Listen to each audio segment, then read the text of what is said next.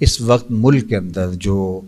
سیلاب کی تباہ کاریاں ہیں وہ کسی سے مخفی نہیں ہیں، اور اب تو اس قدر طوفان اور سیلاب بے قابو ہو گیا کہ ہمارے ملک کا ایک حصہ پانی میں بہہ گیا، لوگوں کے مویشی ڈور ڈنگر سب کچھ پانی میں بہہ گئے، ان کے گھر کوئی اتنے پختہ تھے بھی نہیں تھے، وہ گروندے ہی تھے، وہ بھی پانی کی نظر ہو گئے، اور یہ پگ ڈنڈیوں پر یا جہاں کوئی اونچے ٹیلے ہیں وہاں آ کے بیٹھ گئے۔ ادھر سے کبھی بارش برستی ہے اور کبھی سخت دھوپ کو انہیں سامنا کرنا پڑتا ہے، بیماریاں پھیل رہی ہیں، بھوک ہے، ننگ ہے، افلاس ہے، بے سر و سامانی ہے، گھر نہیں ہے، بے چینی ہے، اضطراب ہے، اپنے گھروں کے بہہ جانے کا صدمہ،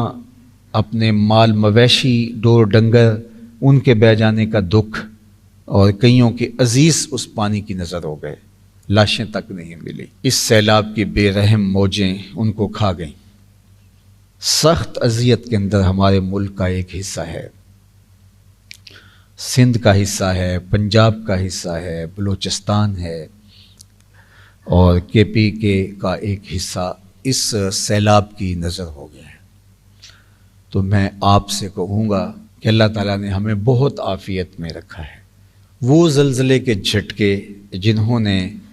کشمیر اور سرحدی علاقہ جات کو توڑ کے رکھ دیا اور 1 لاکھ کے قریب اموات ہوئیں، ان جھٹکوں کو ہم نے یہاں بھی محسوس کیا تھا، لیکن اللہ نے ہمیں عافیت میں رکھا۔ شدید بارشیں یہاں بھی ہوئی ہیں، لیکن اللہ نے ہمیں ان بارشوں میں سیلابوں سے محفوظ رکھا۔ تو یہ اللہ کا کرم ہے کہ اللہ نے ہمیں ہر مشکل میں اور ہر حالت میں اپنے فضل سے، اپنے کرم سے محفوظ رکھا ہے۔ یہ ہمارا کوئی کمال نہیں ہے، یا ہمارے کوئی اعمال ایسے نہیں ہیں کہ ان اعمال کی وجہ سے ہمارے اوپر یہ خاص کوئی رحمت ہو رہی ہے، اس کا محض کرم ہے کہ اس نے ہمیں عافیت میں رکھا ہے، ورنہ زلزلے کے جھٹکے 1 سیکنڈ میں سب کچھ نیست و نابود کر دیتے ہیں، اور سیلاب اور طوفان اور تیز آندیاں یہ کچے اور پکے مکان کچھ نہیں دیکھتے، سب کچھ اڑا کے لے جاتی ہیں۔ قرآن مجید کے اندر قوم عاد، قوم سمود، اہل مدین اور اصحاب الرس ساری کہانیاں موجود ہیں، مضبوط چٹانوں میں جنہوں نے اپنے گھر بنائے ہوئے تھے، اور کہتے تھے ہمارے نہ کچھ طوفان بگاڑ سکتے ہیں، نہ سیلاب ہمارا کچھ بگاڑ سکتے ہیں، لیکن پھر ان کے نام و نشان مٹ گئے۔ اللہ فرماتا ہے کھجور کیے گرے ہوئے تنوں کی طرح پڑے ہیں،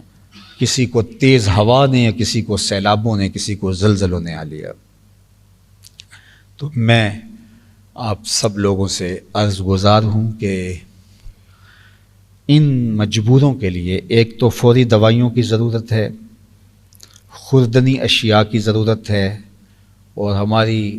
وہاں جو دوست کام کر رہے ہیں ان سے بات ہوئی، انہوں نے کہا ان سب سے بڑھ کر کے خیموں کی ضرورت ہے، اور ان کے لیے جو ہے وہ مستقل آباد کاری، جب پانی اترے گا تو مکانات کو تعمیر کرنا، جو تھوڑے بہت رہ گئے ہیں تو ان کو دوبارہ ان کی چھتیں سیدھی کر دینا، یا جو بالکل منہدم ہو گئے ہیں تو اگر کچے ہیں وہ تو بالکل ختم ہیں، اگر پکے مکان تھے تو اینٹیں بکھری ہوئی ہیں تو دوبارہ ان کو جو ہے وہ کھڑا کر دینا۔ وہ کوئی بہت لمبا کام نہیں ہے، ایک مکان کا کوئی 5 لاکھ 6 لاکھ کے قریب وہ ایک مکان دوبارہ ایوریج کھڑا ہو سکتا ہے۔ اتنے پیسے تو ہم واش روم پہ لگا دیتے ہیں، اس سے زیادہ لگا دیتے۔ اگر 500 گھر ہیں ہماری سوسائٹی کے اندر، ہر بندہ یہ طے کر لے کہ ایک مکان میں نے تعمیر کر کے دینا ہے اور 4 سے 5 لاکھ روپے اس پہ لگے گا، تو یہ کیا مشکل ہے۔ ایک غریب کے گھر کے اوپر چھت آ جائے گی اور اس کی اشک شوئی ہو جائے گی، دوبارہ اپنے گھر میں بیٹھ جائے گا، اور اس میں کئی ایسے بھی ہوں گے جن کے کچھ عزیز پانی میں بہہ گئے ہوں گے، تو وہ دوبارہ آسودہ ہو کے اپنے مکان میں آ جائیں گے۔ تو بتائیے کہ کس قدر ہم ان سے دعائیں لیں گے۔ ہماری آرزو یہ ہے کہ ہم ان کے لیے جو ہے وہ ایک کالونی ٹائپ مکان بنائیں، اس میں بھی آپ شامل ہو سکتے ہیں۔ اللہ تعالیٰ بہت بندوں کو توفیقات دے گا، لیکن میں چاہتا ہوں کہ اس کام میں ہمارا حصہ بہت سارا ہو۔ بس ترغیب دینا مقصود تھا تاکہ ہمارا حصہ ہو جائے، کل قیامت کے دن ہم رسول اللہ کے سامنے شرمندہ ہونے سے بچ جائیں۔